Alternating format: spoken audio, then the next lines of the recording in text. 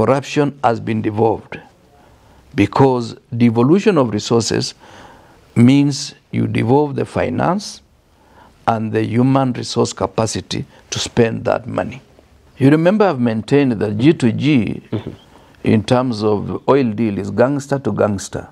There was no government on the other side from the beginning of time. In East Africa, ours has been battered most because it has lost close to 25% of the value for the period that the current regime has been in power. Literally a free fall. Yeah, free fall.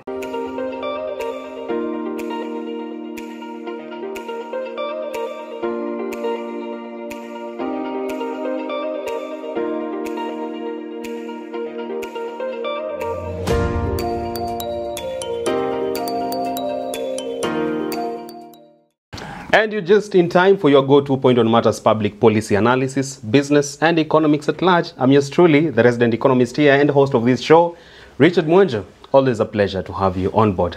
Now to dissect our conversation of the day, talking on economic matters, is none other than the powerhouse himself, the think tank that is Ruto. Arap Kiro is a former cabinet minister who served as the premier agriculture minister in Mwai Kibaki's first cabinet. Thank you, sir, for tuning in. Always tuning in and also gracing our show as an analyst. Yeah, thank you so much. It's always my pleasure. Very well. To share my views, my aspirations and frustrations with Kenyans. Especially when the frustrations meet. Yes, because that is what informs society. Yes. Very well. Asante sana na karibu. Nashukuru. All right, let's talk a few issues in the world of economy, and let's begin with failed government services systems. And there's been an outcry from citizens anytime they want to access government services, say national identification cards, processing their passports, and any other document that will help them in their day-to-day business and lives. It is becoming a Herculean task. We've always seen sort of a knee-jerk reaction from the government. Anytime there's an outcry, the situation is fixed, but just for a short time. You've been a cabinet minister and somewhat you understand how government systems work. Why are we still coping up with these perennial challenges of not that much efficiency in government delivery of public services? You see, there are a number of challenges that I see with our current administration. One of which is that there is a machine called the public service. It's a very huge machine that needs to be started and also to be prepared and attuned to the realities of the day. That machine seems to have been taken for granted, and that machine is not operating. This therefore means, as I said earlier, this regime allowed the manifesto to be translated into operating manual for various government offices. Today we will not be having the challenge that we have. The second issue is also the public service itself. You need to motivate them in a way that they realize they are part of the regime. But listening to the ministers and listening to various officials is just a threat after threat. You cannot threaten them. They can still allow you for 5 years to do nothing, and you go home and their jobs will be secure, because public service is one place where you have a job that is permanent. You don't have to do much. See no evil, do no evil, and you'll be safe. You play safe. The third issue that I feel is also responsible is that there is huge corruption that has permeated the entire public service, starting with recruitment process. When you are recruiting your son or daughter, or you want your son or daughter to be recruited to the police, you must prepare to have about 400,000 shillings. To the military, slightly more than that. Teacher Service Commission, the same. And any other position of service in government, it is about money. Now, this is somebody you have recruited through bribery. Nothing will stop him or her from taking bribes when they get into that particular office, because it becomes a cultural thing. It has become a culture that in our society, we feel you cannot do anything for the public good. You have to do it because of personal interest. And that is where the challenge is. And that corruption also percolates down or permeates down from the top. Most of these individuals, whether they are PSS or they are in certain positions, it was said they had to part with certain amount of money for them to qualify for shortlisting. Little to do with meritocracy? And nothing to do with meritocracy. Some of them are least informed about government service. And I would have expected the good President, William Ruto, to have somebody who is well-heeled in public service to midwife the process. Remember, Sally Koskei served President Kibaki for 6 months before Ambassador Mudavadi was elevated to the head of public service, because that transition is very critical. In 1968, when the Kenya Air Force that you know today was formed here in Kenya, the first commander came from Britain, a country that was our colonial master, because you needed some experience to be carried over so that you inculcate into the new officers. And we continued even to train our military people in Sandhurst, one of the most privileged military academies, as we are trying to do our own BTI in Kenya. So there was nothing wrong with President Ruto retaining a seasoned public servant and having advisors in the right places. I've always maintained that when it comes to foreign affairs, we've made a lot of goofs because we removed somebody like Monica Juma as a advisor. We took her to security, and for me it would have been better to keep her as a advisor in the Ministry of Foreign Affairs, because she's been a diplomat, she's been a PS, she is well schooled in terms of diplomacy, and therefore that is somebody that you trust that advice is earned from a source that is reputable. But of course, finally, the president himself should learn more to listen to people who give him advice. Very well. Yeah. Actually, it is without doubt, and it's public domain, it's public knowledge that our economy is sort of getting battered and receiving a beating. But this trend is set to be experienced even more and in a bigger way, because our ease of doing business index as a country is at a limbo.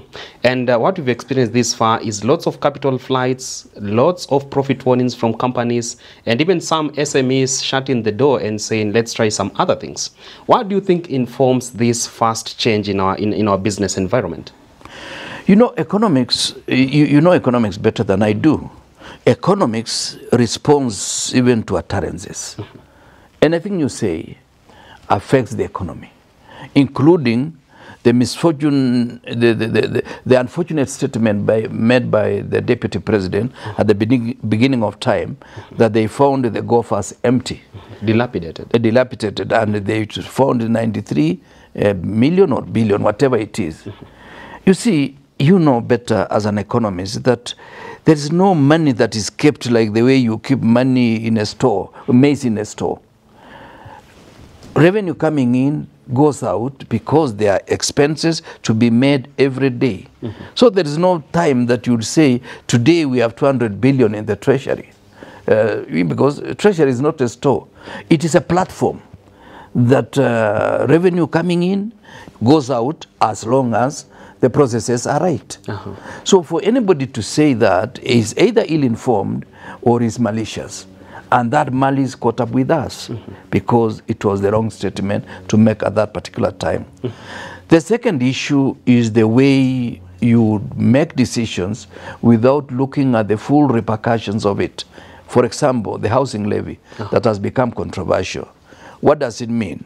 If you deduct from your workers 1.5%, you have to give commensurate amount to that extent. And some of the companies, when they had that, even before anything was done, they relocated some of their major production units to neighboring countries and allowed Kenya only to be the hub for distribution because of the market. Now, the third issue is that when you infuse into the system corruption, where you have to part with something to be given certain licenses then somebody says, if here I'm parting with money and there I'm getting free land and I'm getting free access to certain tax relief, why should I part with money here? And there is no really undue advantage compared to Tanzania or Uganda. The third issue is that our economy has not been doing well. And you can have critical analysis by comparing institutions which have their branches in Kenya, or they are domiciled in Kenya and they have their branches in Tanzania, Uganda, Rwanda, and even South Sudan. For example, Kenya Commercial Bank. They did better in the other regions. And when you compare, the kind of growth in Kenya was lower. Equity, the same. Now, why don't you ask yourself what's happening? Look at the dollar, at the shilling. In East Africa, ours has been battered most because it has lost close to 25% of the value for the period that the current regime has been in power. Literally a free fall. Yeah, free fall. Then in Uganda, it has gained. In Tanzania, it has lost but marginally. In Rwanda, it has gained. In South Sudan, it has lost but marginally. So now, if we are comparing our economic parameters with South Sudan, a country that is still very fragile, it tells you that we are not doing things right. Now, the only thing I can say is that Kenyans, as long as you still elect businessmen as your leaders, you are still going to be in the same trouble for many years to come. A good businessman is not necessarily a good leader, because a businessman sees everything for himself before he sees for the country. Very well. People like Nyerere led the country, and when he died, I think he had less than $10,000 in his account, equivalent. But he's still revered in Tanzania as one of the best leaders that they have ever had. Moving on swiftly and advancing that conversation, part of the turnaround strategies by the government to fix the economic messes, and especially that one to do with the free fall of the Kenyan shilling against the dollar, was to go and use the avenue of the government-to-government oil deal. This far, the government has actually confirmed that it hasn't yielded the much-needed fruits and it sort of has failed. Would you say that from the onset, this was a project that was going to be dead on arrival, G2G oil deal, to fix the strength of our currency? You remember I've maintained that G2G, in terms of oil deal, is gangster to gangster. There was no government on the other side. From the beginning of time, they were using an agent in Dubai. So there was no government, because if it was government to government, certain parameters should have been done. And Uganda would not have complained. Rwanda would not have complained, because they get the oil from us, then they go sell it in their countries, and it's still cheaper to buy fuel in Uganda and also to buy fuel in Rwanda, comparatively. Partly because of the high taxation that we have infused into our fuel system, and because of corruption element that has also been put into it. That's why I was saying, as long as you're electing businessmen, they don't see anything for the national good. Remember, President himself had promised us that the dollar will go down to 120 and perhaps 115. I don't know when he sees that clip. How does he feel? It's not even 115. It has gone to 150. Now it's, I think, about 160. 162. Yeah. Realistically, in the market is 164. And if we don't do anything between now and end of year, it will be at 180. Which means the Kenya shilling in 10 years would have almost lost half of its value. Very well. Yeah. Are you somewhat signaling and speaking to the issue of budgeted corruption in many of the grand projects which are in the pipeline of the government? My worry is that this government is replete with corruption. In the sense that they talk of not doing this, then they go to Nakuru and promise a 25-kilometer stretch of tarmac. And then they are saying they are cutting down on the cost of construction. They are leaving some projects incomplete, which poses a lot of danger to motorists and also to the already spent money in that particular area. Because you see, if you do a tarmac road and you leave the base not properly tarmacked. Effectively, what you are doing is that you are exposing to the elements, and what will happen in 1 year, it will be worse than a Maram road. So these are some of the mistakes that people make. But what I see is not the inbuilt corruption in the budget, it is the kickback that you receive at the beginning. So a new project means new kickback. And therefore, you are able to survive by getting kickbacks with the hope that the situation will sort of navigate itself out of the quagmire that it is in. Very well. Let's shift gears and talk matters employment. And the president, as we are currently speaking, is on his 50th tour outside Kenya. And oftentimes the premises of many of his visits is, I'm going to look for employment opportunities for Kenyan youth. We've seen recently Labour CS Florence Bore flag a batch of Kenyans to Saudi Arabia and a few other destinations. And the president is still spearheading the effort to create as many jobs for Kenyans outside our borders as a country. Would you say, as a country, there is need for us to address human resource capital shortfalls in the country first before exporting labor, much as we really need the diaspora remittances? Yeah, you know, there is something I've always maintained, that we need to do proper human resource audit to ask ourselves, the people we have employed in government, are they the requisite numbers that we need in government? Or do we need slightly lower number than that? Because as you know, Richard, in terms of human resource, if you are to look for 10 people to do something that can be done by 3 people, they are likely to create confusion, and in the process they destroy the project that they are engaging in.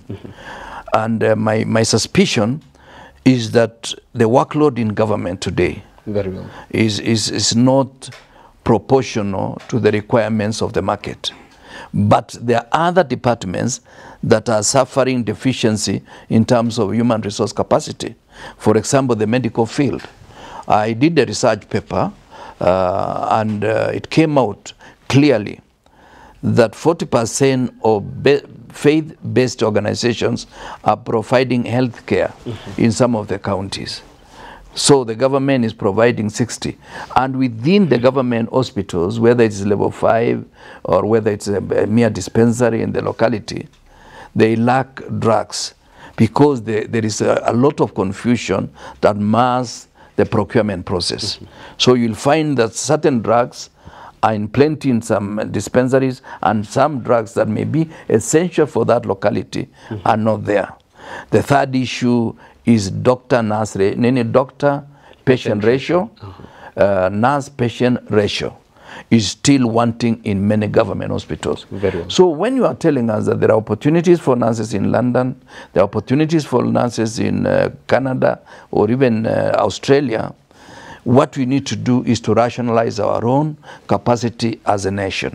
I remember the deputy president telling some MTC graduating students that, okay, go look for jobs elsewhere.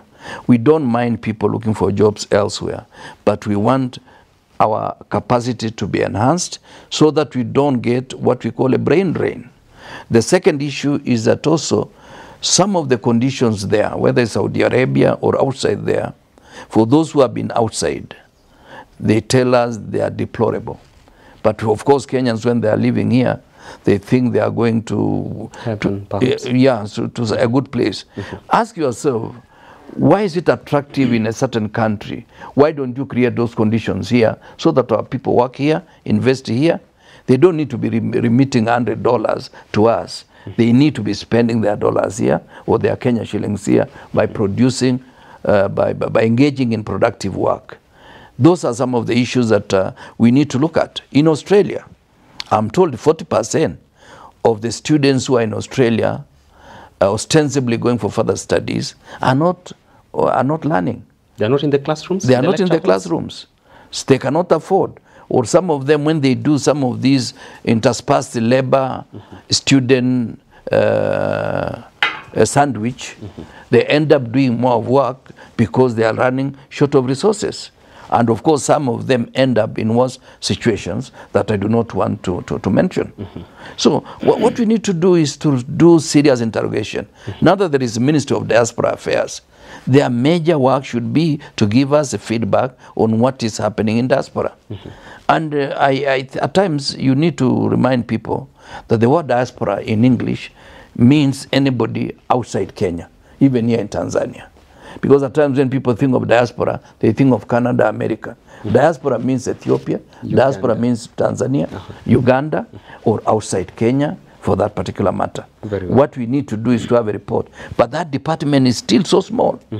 It's not robust with the people with the right orientation. And even when that information comes back, many Kenyans at times they are stranded abroad. And some of them are, when you look some of the videos, you really get worried that this is somebody's child. I don't know why we divorce our minds from reality. Those are not statistics. Those are people's children. And the parents might have sold the only piece of land they had for that child to go abroad, only to realize that the child is not doing well and is under deplorable conditions that parents would prefer. Or rather, we have our child eating whatever we are eating instead of hoping that they will be remitting money and there is no money to remit. Yet they are slaves abroad. They are slaves abroad. Slavery has taken a new shape, economic slavery. Economic slavery. Yes. And one of the avenues that Kenya as a country tried to tap into to create opportunities within here, and especially on local economies, was the new constitutional dispensation of 2010 on matters creation of devolved government units of government. This far, especially if you look at ASAL counties, we are still grappling with the issue of them not tapping into the full potential of the units to create employment and also to fully exploit the natural resource endowment within them. As we talk, Kipruto Rapkirwa, can you comfortably say that devolved units are worth the praise when it comes to transformation of the local economies, or they are yet to really make the much needed strides? Yeah, thank you, Richard. That's a very, very pertinent question when it comes to issues of devolution. The first devolution of resources started with the Karue motion that he brought to Parliament. Engineer Karue, was the MP for Kalau. And the late David Mwiraria was able to dispense a token of 6 million per constituency throughout the country. And subsequently, that figure went to 17 to 35. Now, every constituency is getting, on average, about 150 million per year, which means in 5 years, a constituency on average will be getting almost closer to 1 billion shillings. That money is noticeable. You can easily see this is a classroom. This is a structure that has been done for security. This is something that has been done. And you can almost see some students are going to school. Although I would want really to request our MPs, if a student has done so well and comes from a family that is not able to pay and has gone to a national school, that is the potential for that constituency. The other day there was either from Migori and at times even from Trans Nzoia, where a student joins a national school, has done very well, and the parents are not able. So they go buy a miserable box, and the child cannot go anywhere else. They have to almost go to a local secondary school, which means that potential of the child, the potential will not be maximized. Now back to the county. The county was supposed to get resources in tandem with the population, the land mass, poverty index, and other parameters. But there was supposed for ASAL areas to be what we call Stabilisation Fund. Stabilisation Fund was meant to even out some of the adverse conditions some of these counties have suffered in the past. Because our economic corridor is from Mombasa to Malaba. The rest of the country is in far-flung areas where that economic activity, they are not benefiting. You get from Mombasa, Nairobi, Nakuru, Eldoret, all the way to Busia. Then you are lucky, like here in Nairobi, is able to breathe towards Thika and all the way to Nyeri, and perhaps a bit of Meru may benefit from that central route. The other one, which was supposed to take the northern corridor that was supposed to start in Lamu, is yet to take off properly, because that would have also created another economic corridor all the way to South Sudan, and perhaps from Isiolo branch all the way to Ethiopia. That's the only way you can make sure that the country is breathing. Remember, in East Africa, compared even to a country as huge as Ethiopia, where almost every border with their neighbor, there is tarmac road. Our tarmac road to Mandera, I think, was completed the other day. Our tarmac road to southern Ethiopia was completed the other day. The tarmac road that we knew is the one to Uganda and to Tanzania. Yeah, even Sudan is yet even to be completed, because our tarmac to Lodwa and even Lokchogyo is yet to be done, and also to be sustainable in a number of ways. So what am I trying to say? Devolution ought to have created a bigger impact. For example, let's use Trans Nzoia, where you and I come from. True. In a year, on average, those constituencies, they get 750 million shillings. The county itself gets 6 billion or more, which means on every year, the county ought to have even about 3 billion to go for projects. Development expenditure. Development expenditure. That money should be seen, should be witnessed on the ground. But what is happening is that less than 30%, and some counties, 15% is what gets for development. The rest of it goes for maintenance. Recurrent expenditure. Maintenance of staff. And some of the staff is just a duplication. And some of them, we have ghost workers. Why do I say duplication? Look at Kablamai, where I come from. There is the chief, who is superfluous in my opinion. There is MCA. There is ward administrator. Then you go to the constituency, all the way to the district, where there is county commissioner. There is a county governor. What is it that one is doing that is not being done by the other? If it is security, then you need OCBD. You don't need county commissioner. Or deputy county commissioner. Or deputy county, or these administrators at the constituency level. Now, it worries me, because we need to rationalize. We are not saying we sack Kenyans. You can absorb them into the public service, and they do other things. Very well. So now, in summary, I can say corruption has been devolved, because devolution of resources means you devolve the finance and the human resource capacity to spend that money. Very well. Asante sana. That point by Kipruto Arap Kira takes us to the wrap of this conversation, talking a plethora of issues in the world of economy, starting from the employment crisis to more promises by the president, and giving a sense of hope to the hustlers that in the fullness of time things will be good. We've also taken concern with the taxation regime of the day, and also matters to do with devolution as a gateway to improving local economies. You've heard it from the firebrand and powerhouse himself, Kipruto Arap Kiro. We wait to see you on our next editions, but time now for our fan of the week. It is none other than Ndegwa Mwangi, advocate of the High Court of Kenya and a partner at Ndegwa and Ndegwa Company Advocates. Please let's advance this conversation on our social media handles. I'm at Mwenje Richard on Twitter, and if you wish to feature on this particular program, reach out to me on my social media platforms. Until then, do have a blessed and happy day. Up next on your screen is the Business Glide African Proverb of the Day.